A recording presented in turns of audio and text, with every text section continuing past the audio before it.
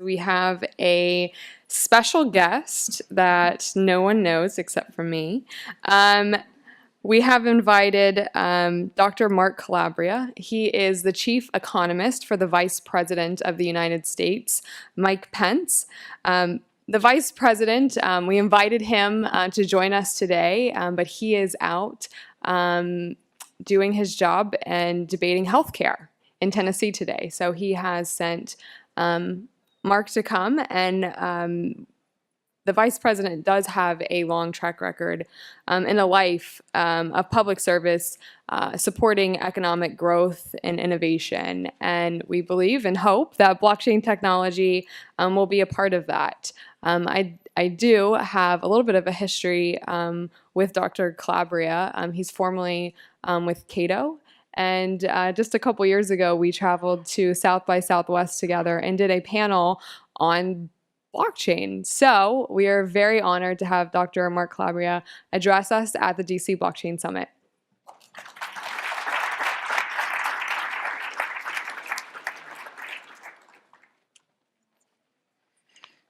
Well, I want to first, of course, thank Perry Ann, who's been a great friend for a number of years, and thank the Chamber for the invitation. And of course, their willingness to squeeze me at the last minute, and your willingness to be indulgent at the last few minutes.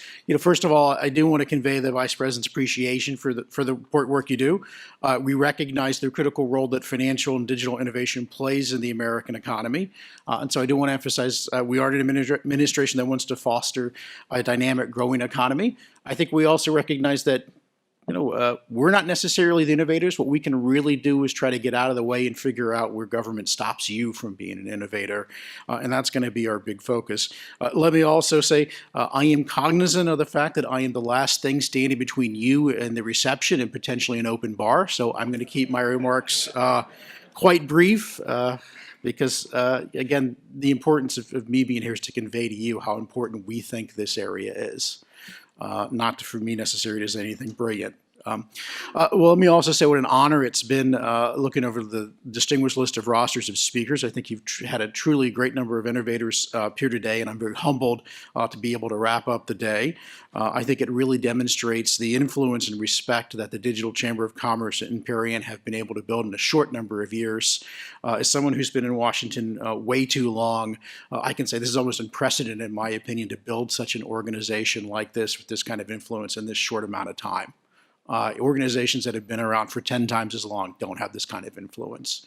So I really do want to compliment Perry on what's been done there.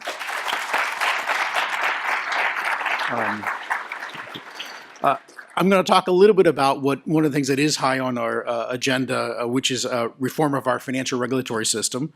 I'll remind you that the President laid out a set of principles in February along this. There were 7 principles. I'm not going to talk about all of them. Actually, when I really talk about one of them that I think is particularly important for this area, and that's to create a financial system that, quote, empowers Americans to make independent financial decisions and informed choices in the marketplace. And there are a number of roles, in my opinion, where digital commerce, blockchain, online advisory, all sorts of these systems could come in and help consumers make better choices, more informed choices. I also really want to characterize that, to me, a better financial system that gives informed choice is one where there's vigorous competition, both online and offline, so that we're not trying to pick one sector of the financial system to be the winner, but we want to make sure there's a level playing field for whoever's got the best product, whoever's got the best proposal, can win the day. So we really are trying to be very pro-competition in that, and also one where that competition allows the consumer to have a wide variety of choices. Certainly, in my opinion, in my experience in Washington, there's often a perspective that the consumer is not always necessarily able to make the right choice. I want to say that we start from the perspective that the consumer does know best.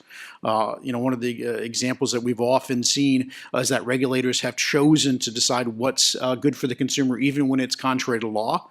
I'll give you one example that's sort of been stuck in my claw for a little while, which is Dodd-Frank prohibits the Consumer Financial Protection Bureau from establishing an interest rate cap. Whatever you think about that policy, that's a reasonable debate to have, but Dodd-Frank says you can't do it. The CFPB recently has decided that they've put out a rule that basically does that. So what we think is important here is not that this particular rule impacts everybody in the room, but that this approach to regulation, where the regulators themselves don't live within the rules, does approach everybody in this room. So we're aiming for a regulatory system where the regulators themselves are first and foremost expected to live within the rules of the game. I also mentioned that February's executive order directed the Treasury Secretary to conduct a report of our existing financial system in coordination with our independent financial regulators. I consider issues relating fintech to be most definitely a critical part of any decision, any discussion we have on financial regulation.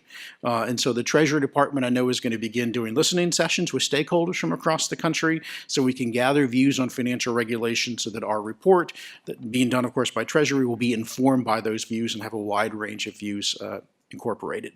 That report is scheduled for a June release. Since I'm not the Treasury Department, I can't tell you whether we're going to make that or not, but I'm hopeful. The report will form the foundation of what we do in financial regulation beyond then. Let me also commend the Chamber's efforts in recent years at really building important relationships with policymakers and regulators. I think Perry Ann has done a wonderful job at that. Really is a big influence on the Hill, really is a big influence in regulators. And let me emphasize, had those efforts not taken place, in my opinion, I think we would be starting in a much worse place today. It's not often recognized, and I say this from having worked on Capitol Hill, worked on policy for a very long time. We often focus on what gets done. We sometimes don't focus on what stops getting done. And sometimes there are a lot of bad proposals that are out there. And I do want to commend, I think Perry Ann has probably stopped a lot of bad decision-making, misperceptions and myths from taking place among policymakers. And so that said, I expect that despite that we're going to have a new set of regulators coming in, I expect Perry Ann and I expect the Chamber to be even more effective at building relationships with the new set of regulators while the old set of regulators move on. And this is certainly going to be, for us in the administration, the foremost attempt at changing financial regulation, which is changes in personnel.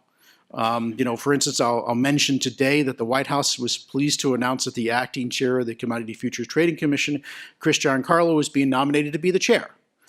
Chris has been a good friend, I think, of the Chamber, good friend of myself, and I think has been an important voice for innovation and economic growth at the CFTC. So I'm really glad and delighted that we will have him there full time. As you may know, however, Chris is one of 2 commissioners out of 5. So Chris does a great job, but he needs help. We are working on getting him help. We're trying to get all of our regulators up to full staffing. Like the CFTC, the Securities and Exchange Commission is also at 2 out of 5. So a lot of my time is spent trying to figure out who should be those people and what seats we should put in there. You may be aware that the president's nominee for chair of the SEC, Jay Clayton, has recently been cleared by the Ethics Office. The Banking Committee in the Senate has scheduled a hearing, and we hope that his nomination is taken up shortly. And unfortunately, I think we're in this limbo where as long as the regulators are understaffed, there really is a hesitancy on their part to make big decisions. And sometimes these decisions do need to be made. And of course, the onus is on us to get those nominations out there and to work with the Senate to get them approved. Of course, there are also a number of other important vacancies at places like the Federal Reserve. There's important vacancies at the FDIC, and I know you're very much aware of upcoming vacancies at the OCC, who of course has taken an interest in the potential fintech charter. We're going to work really hard to kind of get nominations out there pretty soon in this regard. So again, we recognize when it comes to financial regulation, personnel is policy. We recognize that there's a lot we can do personnel-wise. There are things we could try to do executive order. We'll continue to do that. There are things we can try to do for rulemaking. We can do that. Because to me, a lot of the financial regulation in past years have been things like by guidance, regulation by enforcement, how I would say have not been hardwired into the system and can be changed or we think they appropriately can be changed simply by different people and different personnel. That said, there are significant limits to what we can do simply by personnel and executive order. In my opinion, ultimately, Congress will need to act to make significant changes to our financial system. I will say, don't always agree with them on everything, but I think we've got great partners, in my opinion, with House Financial Services Committee Chair Jeb Hensarling and Senate Banking Committee Chair Mike Crapo.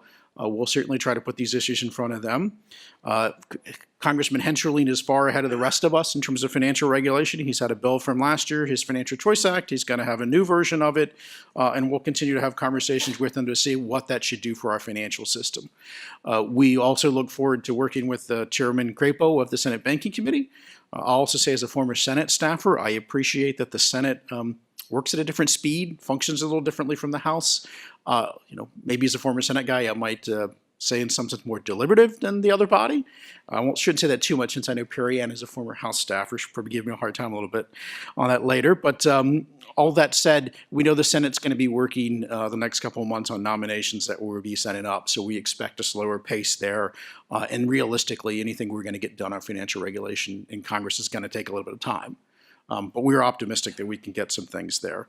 I do want to say I certainly approach with some presumptions about where our system has worked and where it hasn't. But I do want to emphasize we're not prejudging the review process. I'll also emphasize pretty much every new administration in the last couple of decades has at some point in the first year or two done a review of the financial regulatory system. It's quite common. The Obama administration did it. Bush administration did it before them. So it's certainly something where we think it's our turnaround. Take a look at it. It's been almost a decade since the financial crisis, 7 years since Dodd-Frank.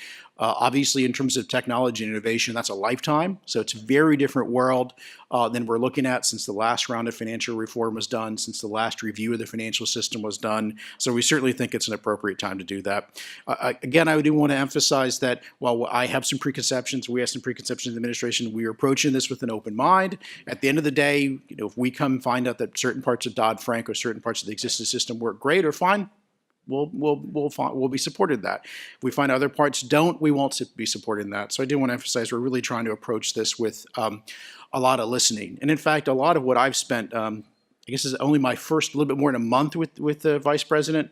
A lot of what I've spent my first month doing is what we call listening sessions. We've had a lot of CEOs come in, we've had a lot of stakeholders come in, and we've really just been saying, tell us what you're facing in terms of obstacles to innovation. And so that's really where we are at the point where we really want to hear from you. And so again, let me say I recognize that our financial system is quite complex. I think our proposals are going to try to address that and try to deal with that and try not to just take a simplistic approach to it. But ultimately, we know that the financial system is incredibly important for economic growth. We know it's incredibly important for job growth. We know it's incredibly important for productive capital, which ultimately is what drives wage growth and income growth and all of those things that we want to see. So given that our perspective is that this is about the jobs, the economy, we think financial innovation is a really big, important part of that. So again, let me just say that I'm simply here today to let you know that this is an issue we care about, that we're keeping an eye on, and we certainly look forward as we move forward to hear from you and hear from other stakeholders. So again, let me turn it over to Perry Ann and thank her again for the opportunity. Thank you so much, Dr. Calabria.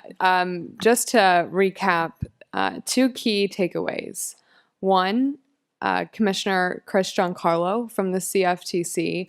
We've personally spent a lot of time with Giancarlo. He is a massive advocate for blockchain technology. And it was at the Cato Institute, which is Mark's former employer, where he first introduced his do no harm approach to blockchain technology. He has toured the country explaining his proposal of how he thinks the government should treat blockchain technology from a regulatory perspective. He has now been confirmed in one of the highest regulatory positions in the country. And the fact that Dr. Calabria, who now is representing Vice President Mike Pence in his office, are here today to be supportive of the chamber, of the industry, and to blockchain technology overall, just shows the importance of this technology. It has risen to the highest levels of government and of powers. And I can assure you, you're in the right place at the right time. And for all of our entrepreneurs in the room, for our chamber members who I know work tirelessly day after day after day building solutions, keep on going. You're doing the right thing. And we're here to support you. Well, this completes day one of the DC Blockchain Summit. I want to thank our sponsors, our title sponsor, Accenture, our gold sponsors, Block, Deloitte, IBM, Microsoft, and Perkins Coie, our live stream sponsor, Chain, and all of our sponsors that are recognized on the screen here. We are hosting a cocktail reception in the lobby, and I don't want to hold it up anymore. You'll just walk out the doors and you'll be where the fun is. Let us know if you need anything else. Thanks so much. We'll be back here tomorrow morning.